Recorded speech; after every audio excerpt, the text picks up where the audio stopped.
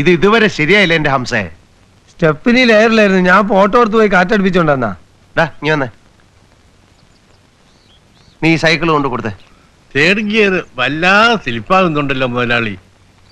ഷർട്ടിന്റെ ഗിയർ ചേഞ്ചിന്റെ ഒച്ച 1 കിലോമീറ്റർ ദൂരെ കേൾക്കും. ഹാൻഡ് ബ്രേക്ക് നോക്കി, ഇറിപ്പില്ല. ഇതൊക്കെ നോക്കാൻ ഞാൻ നിങ്ങളോട് പറഞ്ഞില്ലല്ലോ.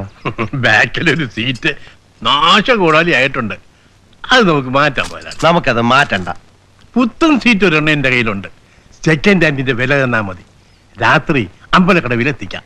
പഠിക്കാരെയും കൊണ്ടുവരാം. ആവശ്യമുണ്ടെങ്കിൽ ഞാൻ അറിയിക്കാം. മതി മതി മതി മതി. അപ്പൊ എന്റെ അഡ്രസ് തരട്ടെ? വേണ്ട, ഞാൻ അന്വേഷിച്ച് കണ്ടുപിടിച്ചോളാം. അത് നമ്മൾ ഒഴിവാക്കാനുള്ള പരിപാടിയാണല്ലോ മുതലാളി.